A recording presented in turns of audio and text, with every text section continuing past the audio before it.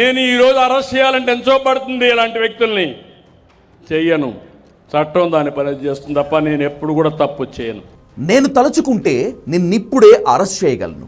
ఇలాంటి వ్యక్తులను అరెస్ట్ చేయాలంటే నాకు ఎంతసేపు పడుతుంది?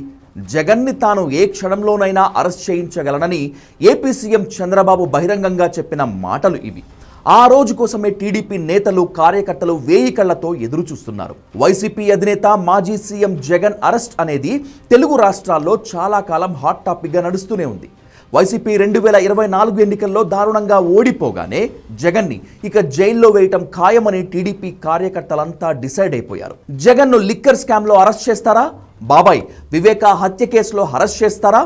పాత అక్రమార్జన కేసుల్లో మళ్లీ జైలుకు పంపిస్తారా?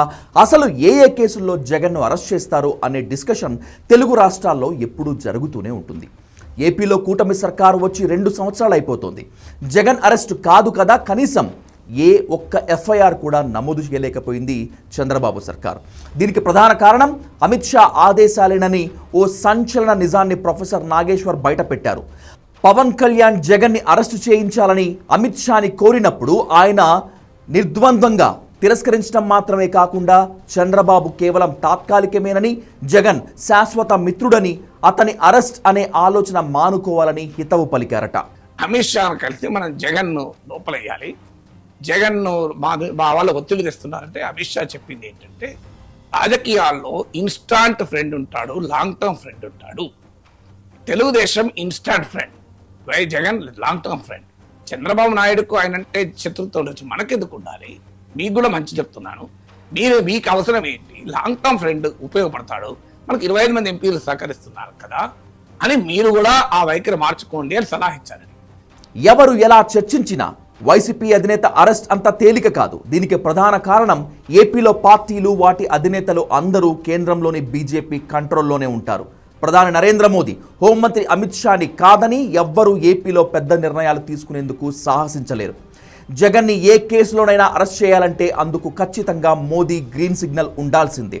2023లో స్కిల్ డెవలప్మెంట్ కేసులో జగన్ సర్కార్ అప్పటి టీడీపీ అధ్యక్షుడు చంద్రబాబును అరెస్ట్ చేసి 52 రోజులు జైల్లో పెట్టింది.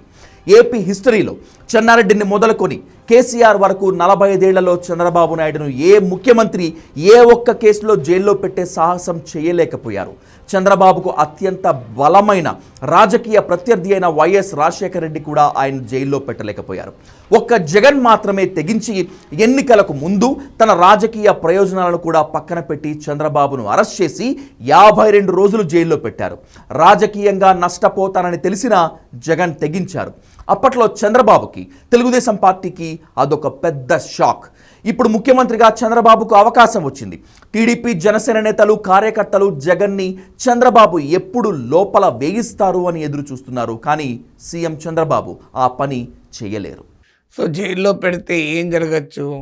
ఇప్పుడు మీకు అమిత్ షాను చిదంబరం జైల్లో పెట్టాడు. తర్వాత అమిత్ షా హోంమంత్రి అయ్యాడు, చిదంబరం జైలుకి వెళ్ళాడు. రేవంత్ రెడ్డిని కేసీఆర్ జైల్లో పెట్టాడు. రేవంత్ రెడ్డి ముఖ్యమంత్రి అయి కూర్చున్నాడు, కేసీఆర్ జైలు పంపడానికి కుబలాట పడుతున్నాడు. సో రాజకీయాల్లో మీకు జగన్మోహన్ రెడ్డిని కాంగ్రెస్ పార్టీ జైల్లో పెట్టింది.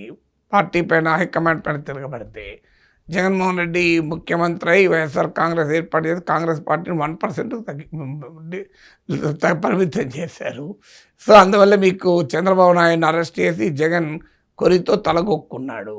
ఎందుకంటే ఆ రోజు కూడా నేను చెప్పాను, చంద్రబాబు నాయుడు అరెస్టును టీడీపీ శ్రేణులే కాదు జనరల్ ఓటర్స్ కూడా వ్యతిరేకించారని. ఇప్పుడు ఈ మధ్య జగన్ అంటున్నాడు సన్నిహితులతో, తప్పు చేశాం మనం అరెస్ట్ చేసి అని. సో అందువల్ల జగనే చంద్రబాబును అరెస్ట్ చేసి తప్పు చేస్తానని ఫీల్ అవుతుంటే చంద్రబాబు ఆ తప్పు చేస్తాడా? కార్యకర్తలు, శ్రేణులు ఆ అసహనం వ్యక్తం చేస్తాయి. ఎస్, జగన్ గనక అరెస్ట్ చేస్తే తమకు రాజకీయంగా లాభం అనుకుంటే అరెస్ట్ చేస్తారు, లాభం అనుకోకపోతే ఎందుకు అరెస్ట్ చేస్తారు? కంటికి కన్ను, పంటికి పన్ను సిద్ధాంతాన్ని అమలు చేస్తున్న చంద్రబాబు కుమారుడు మంత్రి లోకేష్ జగన్కి జైలు రుచి చూపించాలని చాలా తాపత్రయపడుతున్నప్పటికీ ఇప్పటి వరకు ఢిల్లీ నుంచి గ్రీన్ సిగ్నల్ రాలేదు, ఎప్పటికీ రాదు కూడా.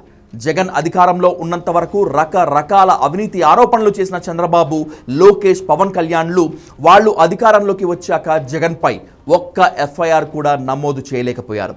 ఒక ఛార్జ్షీట్ కూడా వేయలేకపోయారు. ఏపీ లిక్కర్ స్కామ్ సహా రకరకాల కుంభకోణాల్లో ఎక్కడా జగన్ని నిందితుడిని చేయలేకపోయారు. జగన్ బాబాయ్ వైఎస్ వివేకానందరెడ్డి హత్య కేసు రాజకీయంగా ఎన్నికల్లో టీడీపీకి జనసేనకి ఉపయోగపడిందే తప్ప చివరికి సిబిఐ కూడా ఆ కేసులో జగన్ కానీ ఆయన కుటుంబ సభ్యులు కానీ నిందితులుగా చేర్చలేకపోయింది.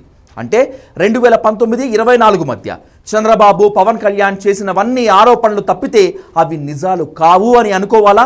ఒకవేళ అవి నిజాలే అయితే జగన్ మీద కేసులు ఎందుకు పెట్టలేకపోతున్నారు? అరెస్ట్ చేసి జగన్ని జైల్లో ఎందుకు వేయలేకపోతున్నారు?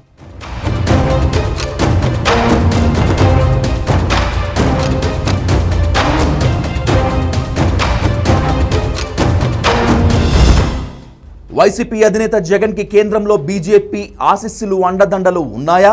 భవిష్యత్తులో వైసీపీ తమకు ఉపయోగపడవచ్చని, అందువల్ల ఆ పార్టీ అధినేతను ఇబ్బంది పెట్టొద్దని తాము చెప్పినప్పుడు మాత్రమే ముందుకెళ్లాలని చంద్రబాబుకి, లోకేష్కి ఢిల్లీ నుంచి ఆదేశాలు ఉన్నాయా? అమిత్ షా చెప్పిన ఇన్స్టంట్ ఫ్రెండ్, పర్మనెంట్ ఫ్రెండ్ ఇది ఏపీలో అమలవుతుందని క్లియర్ కట్గా అర్థమవుతోంది. టీడీపీ కార్యకర్తల కళ్ళ నీళ్లు తుడవటానికి ఒకరిద్దరు ఎమ్మెల్యేలు, మరో ఇద్దరు మంత్రులను అరెస్ట్ చేసి జైల్లో పెడతారే తప్పితే అంతకు మించి చంద్రబాబు సర్కార్ జగన్ వద్దకు చేరుకోలేకపోయింది. రోజు టీవీలు, పేపర్లలో వైసీపీ, టీడీపీ, జనసేన నేతలు తిట్టుకోవటం తప్పితే జగన్ని నిందితునిగా ఎక్కడా అరెస్ట్ చేయటం లేదు.